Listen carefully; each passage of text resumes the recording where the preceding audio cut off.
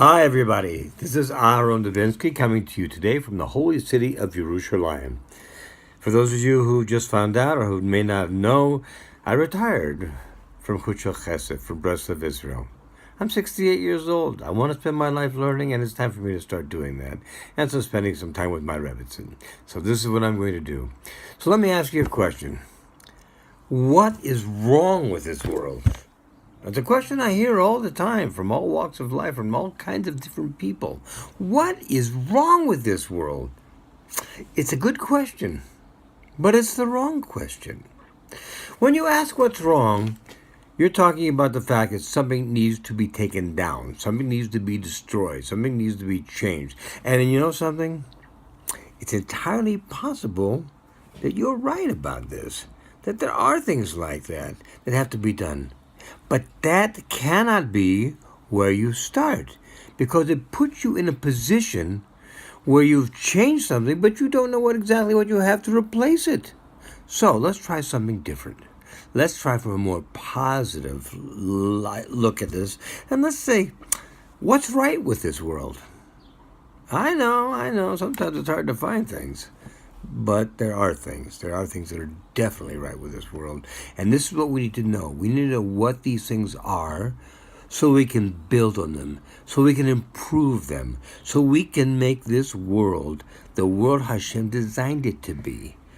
This week's Parsha, for example, gives us a different type of view of life. It starts off talking about, can you believe it? Shabbat. Again, Shabbat. Rules, do this, don't do this, don't do that, don't do this, do that. Shabbat. Okay, why do I say this? I'll tell you why. The rules are important. They give us what we need to know, how we need to live our lives. For example, on a generic basis, without having anything to do with Torah. And rules. You got to get up in the morning. You can't sleep all day and all night and all day and all night. This is not a life. This is depression. This is hiding. This is not a life. There are rules. You get up. You got to eat. You got to drink. These are rules. You got to do them. If you don't do them, you will perish. Okay, and then there are many, many other rules, just in generic terms. So, when you take that into view, I want you to take something else into view. Hashem has given us more rules. Again, they are not designed to make our lives miserable. They are designed to give us a joyous, loving, and fulfilling life. And that's why He gave them to us, because these will help us. The same as eating, drinking, waking up helps us in just a normal life. These help us to live the kind of life that we're supposed to live. Okay? So, these are important. But let's look at something else. Why does Shabbat come up so much? Shabbat. And this week again, Shabbat, only not for us. For the land. Every 7 years, we need to let the land rest. Now, agriculturalists would tell you that's a great idea. It helps it build up its nutrients, makes it more available to raise the kind of crops you want to raise on it. That's true. But the Torah is not a book about agriculture. It's a book about changing us, the way we live, bring us closer to Hashem, live us a joy and fulfilling life that brings us closer to our Creator, to our Father in heaven. And so, what does all this talk about Shabbat have to do with everything? Well, let's take a look at it. What is Shabbat? Shabbat is a day of self-reflection. It's a day of reflection. It's a day of looking at the world we live in and saying, it's great. How do we live all week without Shabbat? Shabbat is so great. I know people who say a world without Shabbat is not much of a world at all, because it gives us that time to reflect, to enjoy our family, to enjoy our friends, to enjoy our learning, to enjoy.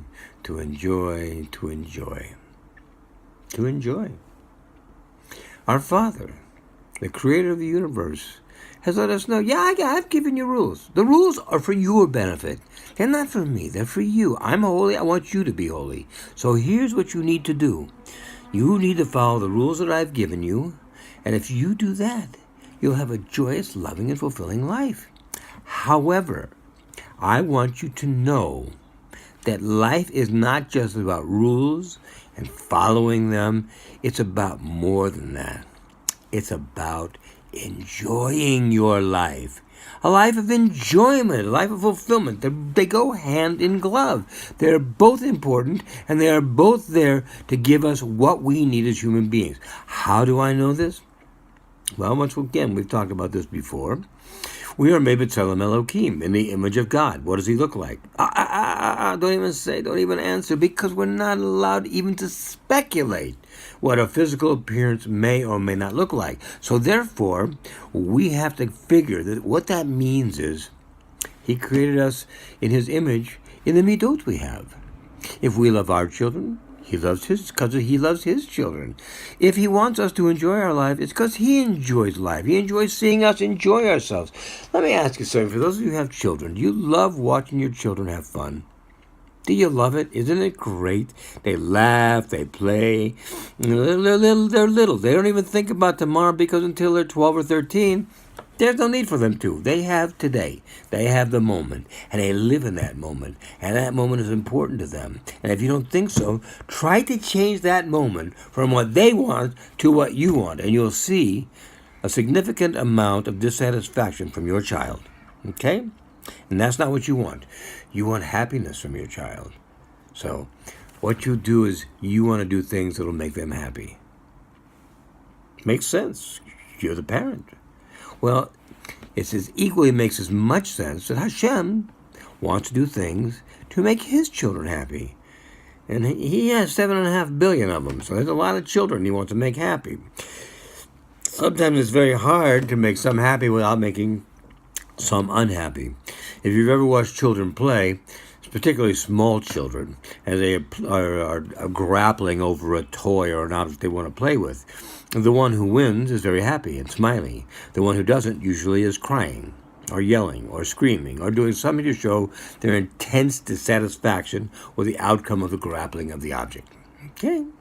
So, we have to understand we're not children. However, a lot of the things that children have are ingrained in us. But we can't act like children. Children can do this. To the age of 12 or 13, there's no Yetzer Tov. There's a Yetzer Hara, which basically says, I want, gimme, I'll take. When we get to an older age, we have to change the way we look at our lives, because our lives can no longer live like that. We must look beyond the moment, the satisfaction of the moment. What goes on, it makes us happy for the next 2 minutes, 5 minutes, 10 minutes, because we need to look at how will that affect us over the next 2 weeks, 2 months, 2 years, 20 years? How will that affect us? We need to look at that. That's what makes us adults as opposed to children.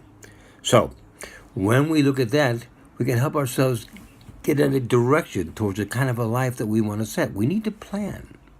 We need to plan. In every stage of our life, we need to plan. When we're younger, we need to plan for school and our education. As we get older, we need to plan for our career and where it's going to take us. As we get beyond that, to retirement years, and I'm probably going to write a book about this, called No Hurries, No Worries, No Stress, No Mess. It's because a lot of people go into retirement and have planned very well for their finances, but they haven't planned for anything else. Retirement should be just like anything else, a time of fulfillment, a time of happiness, a time of joy, a time of love, a time that we look forward to getting up every morning because it's special. Not a day where we get up in the morning and think, what are we going to do today? Maybe we'll just roll over and sleep a little bit more. We're not here to sleep a little bit more. We're here to live a joyous, fulfilling life, a life that brings us closer to Hashem, a life of joy, a life of joy, a life of joy. This is what our Creator wants for us. Let's make Him happy. Like our kids make us happy when we see them full of joy. Let's do the things we need to do to keep our lives joyous. Let's do what we need to do in celebrating Shabbat, whether it's Shabbat for the land or Shabbat for ourselves. It's designed to make us happy and bring us closer to Hashem. I'm going to be posting these every week, my friends, even though I'm not at the yeshiva anymore. I'll be posting them on my Facebook page, which is Aharon Dobinsky. I'm going to be posting them again also on YouTube. So feel free to watch. Let me know any comments you might have. And for those of you who I was counseling before, or for those of you who may want counseling, or may know but somebody who needs counseling, I retired from the yeshiva. I did not retire from life. So I'm still doing some counseling. I'm also going to be doing some trips to America for shiurim. So if you have a group that you think would appreciate hearing a little bit more about fulfillment in their lives, a little bit more about the life at Breslev, a little bit more about the life working for Rav Shalom and Rabbi Lezer Brody, whom I worked for 8 years as Rav Brody's gabbai, let me know. Contact me and we'll take it from there. And if there's a way of doing it, we'll make it happen. Be well, my friends. Shavua Tov. All the best. God bless.